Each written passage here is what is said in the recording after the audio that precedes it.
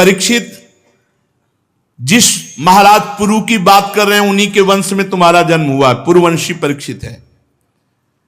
इसी वंश के वंशधर बड़े राजर्षि ब्रह्मर्षि हुए हैं।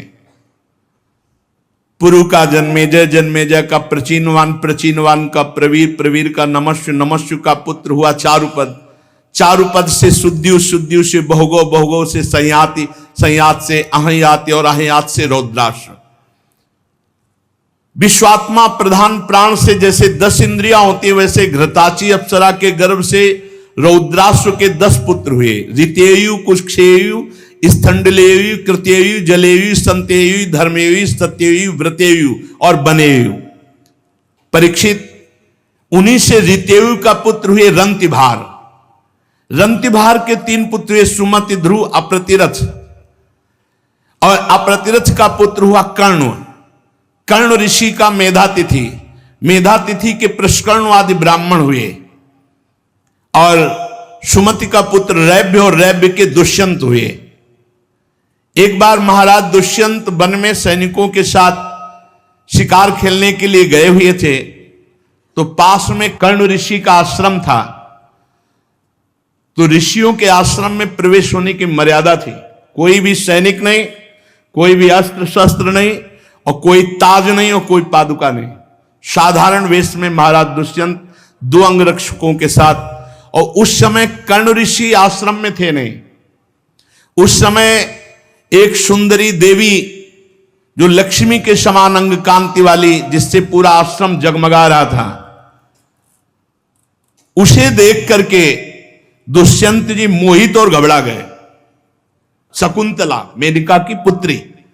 मेनका भगवान विश्वामित्र जी के संसर्ग से ये शकुंतला का प्रादुर्भाव हुआ था, जिसका कर्ण ऋषि ने पालन पोषण। और कर्ण ऋषि कहीं गए हुए थे, तो आश्रम में देवी शकुंतला को देखा, जो देवी स्वरूप है। मोहित हो गए, भयभीत हो गए। भयभीत इसलिए हो गए कि ऋषि का अपराध बन जाएगा, और मोहित हो गए। भगवान का विधान, बहुत नम्रता पूर्वक अंदर गए और हाथ जोड़कर बातचीत की। मैं कर्ण ऋषि से मिलने आया हूं, तो वो महाराज तो नहीं। शकुंतला को देखने से दुष्यंत जी के हृदय में भाव बदल गया। उनका, देवी मैं साफ आपसे कह रहा हूं, आज तक मेरा मन कभी किसी को देखकर विकार युक्त नहीं हुआ। क्षमा चाहता हूं, आपको देखकर ऐसा विकार युक्त हो रहा, मानो आप हमारी पत्नी बनेंगी। तो मुस्कुराते हुए शकुंतला जी ने कहा, कमल दल के समान सुंदर नेत्र वाले, आप हमारा परिचय भी तो जानते हो। मेरे हृदय का आकर्षण आपके प्रति हो रहा है, इसका मतलब कोई दैवी विधान है, क्योंकि दोनों पवित्र हैं। मैं स्पष्ट आपसे कहना चाहता हूं कि पूर्ववंशियों का चित्त कभी अधर्म में नहीं झुक सकता, और मेरा मन तुम्हारी तरफ आकर्षित हुआ। तो शकुंतला ने कहा, मैं विश्वामित्र की पुत्री हूं। मेनका अप्सरा मेरी मां है, जो मुझे छोड़कर चली गई, और मेरा पालन पोषण और मेरे साक्षी पवित्रता के महर्षि कर्ण हैं। वीर शिरोमणे, आपने पवित्र भाव से अपनी भावना व्यक्त की, इसलिए कमल नयन आप यहां बैठिए और मेरा आदर सत्कार स्वीकार कीजिए। दुष्यंत ने कहा, सुंदरी तुम कुशिक वंश में उत्पन्न हो, तो मेरा मन ठीक जगह गया, क्योंकि अधर्म की वृत्ति मेरे में कभी नहीं है। तो आप राजकन्या हो, तो आप अपने योग्य पति का वर्ण कर सकती हो। मैं चक्रवर्ती सम्राट महाराज दुष्यंत हूं। शकुंतला की वृत्ति घबराहट में तो हुई कि बिना कर्ण ऋषि के स्वीकृति कर ले और ऋषि आके शाप दे दे। शकुंतला स्वीकृति घबराहट से युक्त होकर के दी। दुष्यंत जी ने गांधर्व विधि से एकांत में पति पत्नी का भाव स्वीकार किया और राजधानी में चले आए और कहा, समय से हम तुम्हें बुलवा लेंगे। महर्षि कर्ण जब वन में आए तो शकुंतला भयभीत थी, क्योंकि दुष्यंत से सहवास हो गया था। कर्ण ऋषि ने कहा, बेटी तुम संकोच मत करो, मैंने ध्यान के द्वारा देखा है वो और कोई नहीं, चक्रवर्ती सम्राट महाराज दुष्यंत है और बड़े धर्मात्मा हैं। कुछ समय बाद महर्षि कर्ण के ही आश्रम में बालक प्रकट हुआ, विधि पूर्वक संस्कार किए गए और उसका नाम भरत हुआ। इतना बलवान था कि बड़े बड़े सिंहों को खेलता था, सिंहों के साथ खेलता था, भगवान का अंशावतार था, अमित पराक्रम था। शकुंतला जब देखा कि बहुत समय हो गया, महाराज दुष्यंत ना तो किसी सैनिक को भेजा, ना मंत्री को भेजा, ना कोई खबर। शकुंतला जी ने भरत जी को लिया और गई सभा में और कहा, महाराज आप पहचानते हैं मैं आपकी पत्नी हूं और ये पुत्र आपका है। तो दुष्यंत जी ने कहा, ऐसे थोड़ी क्या करके बोल दे कि मैं पत्नी हूं, ये पुत्र है, क्या प्रमाण है आपके पास? अस्वीकार कर दिया।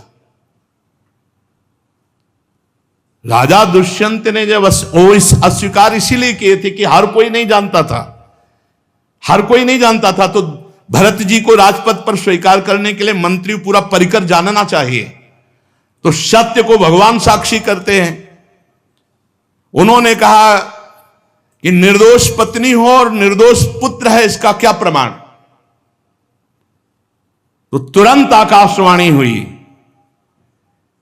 हे दुष्यंत ऐसे शब्द नहीं, ये देवी है, कोई साधारण नारी नहीं, और तुम्हें अपने पुत्र के लक्षण नहीं दिखाई दे रहे? सिंह की वत खड़ा है दरबार में।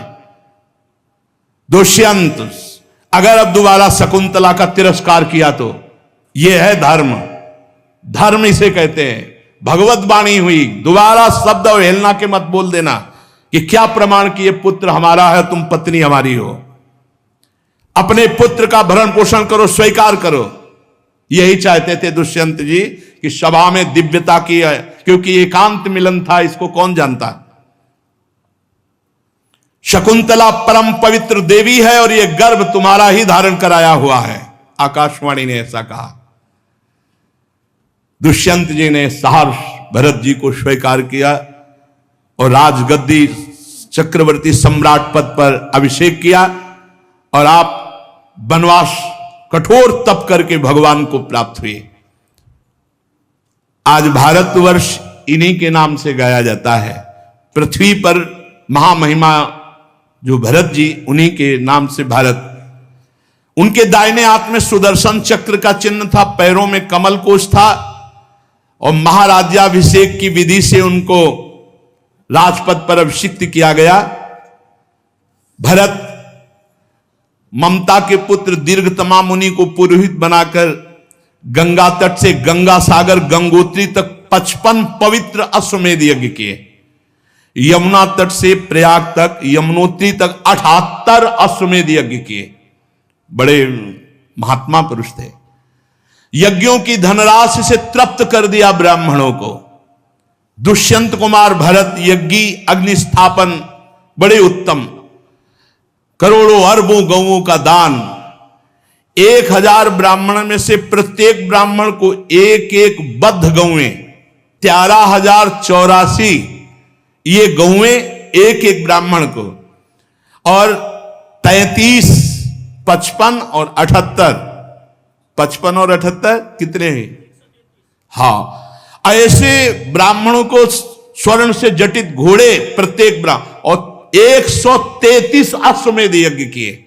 समस्त नरपतियों को असीम आश्चर्य में डाल देने वाले महाराज दुष्यंत पुत्र भरत हुए। उन्होंने भगवान श्री हरि को गुरु के रूप में वर्ण करके उनकी प्रसन्नता के लिए यज्ञ की। यज्ञ में एक कर्म मशनार होता है, उसमें भरत जी ने सुवर्ण से विभूषित श्रेष्ठ दांतों वाले 14 लाख हाथी ब्राह्मणों को दान किए। भरत जी ने जो महान कर्म किया वो न पहले कोई राजा कर सका और न आगे कोई कर सकेगा। जैसे कोई स्वर्ग से हाथ नहीं छू सकता, ऐसे दुष्यंत पुत्र भरत की बराबरी नहीं कर सकता। भरत ने दिग्विजय के समय किरात, ऋण, यवन, अंध, कंक, खस, शक, म्लेच्छ इन सब ब्रह्मद्रोहियों को, समाज द्रोहियों के मूड़ मुड़ा कर छोड़ दिए, किसी को मार दिया, ऐसे किए। बलवान असुर भाव वालों को पराजित करके रसातल में मिला दिया भरत जी ने। ऐसे राजा थे। वो अपनी प्रजा का 27,000 वर्ष तक एक क्षत्र चक्रवर्ती सम्राट पद से शासन किया और अंत में यह निश्चय किया कि सब व्यर्थ है। यही खास बात, ये सब व्यर्थ है। 133 अश्वमेध, ये सब दानपन, उन्होंने सार्वभौम संपत्ति, अखंड शासन, जीवन सब कुछ मिथ्या समझकर उदासीन हो गए। ये सब व्यर्थ है, भगवान की प्राप्ति ही सत्य है। सोचो, ऐसे ऐसे सम्राटों को बाद में अनुभव हुआ कि ये सब व्यर्थ है। विदर्भ राज की 3 कन्याएं भरत की पत्नियां थीं, उनसे पुत्र हुए। भरत ने देखा और कहा, ये बच्चे मेरे अनुरूप नहीं है।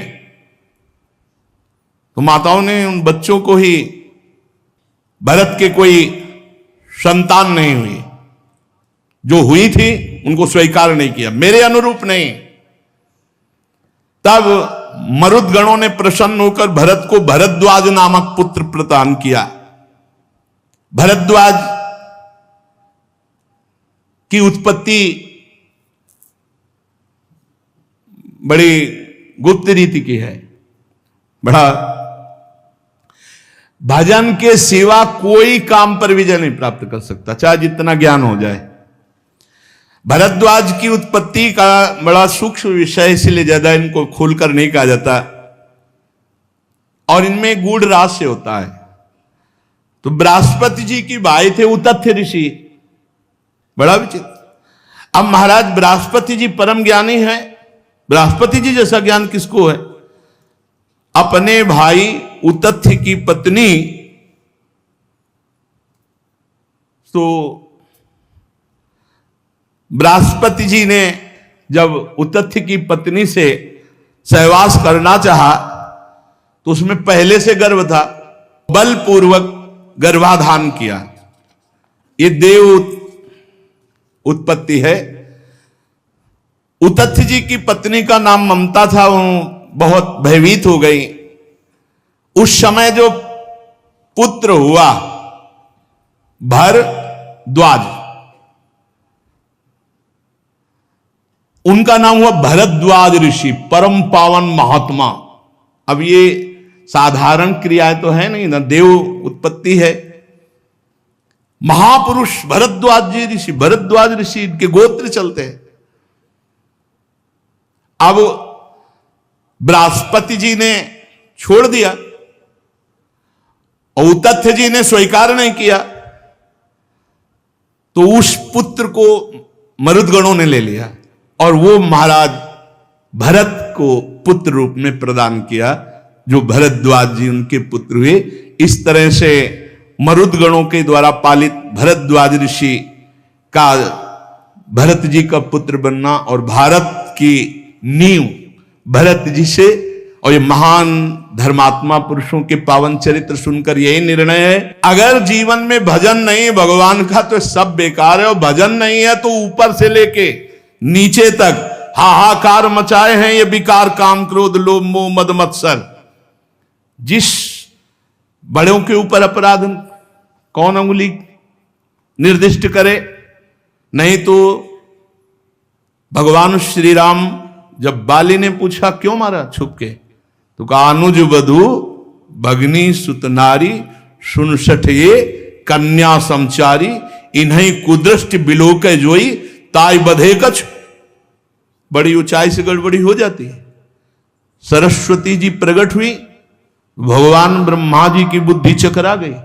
रूप सौंदर्य देखकर मरीच आदि ऋषियों ने कहा ऐसा तो अपराध मत करो महाराज, पुत्री की तरफ गलत दृष्टि। भगवान का भजन छूटा तो ब्रह्मा की भी खोपड़ी में काम अपना प्रभाव दिखा दिया। हम तो ब्रह्मा के रचे हुए हैं। अगर भगवान का भजन छूटा तो हनुमान जी महाराज कह रहे हैं, कह हनुमंत विपति प्रभु सोई, जब तो सुमिरन भजन न होई। इसलिए एकमात्र भगवान का नाम जहां से सत्संग प्रारंभ हुआ, अगर नाम पकड़े हो तो माया पर विजय प्राप्त हो जाती, नहीं तो ऊपर से नीचे तक आ ब्रह्म स्तंभ पर्यंतम सर्वम मायामयम जगत, कौन रक्षा करने वाला है भगवान के सिवा। ऐसी प्रचंड दैवी भगवान की माया है, सबको मोहित कर लेती है। इसलिए हरीश शरणम, भगवान की शरण में होकर खूब नाम जप करो। ब्रह्मा भी प्रणाम करते हैं भगवान के भक्त को, क्योंकि वो भगवान का निर्विकार भक्त परम पद का अधिकारी, जिसे ब्रह्मा भी नमस्कार करते हैं।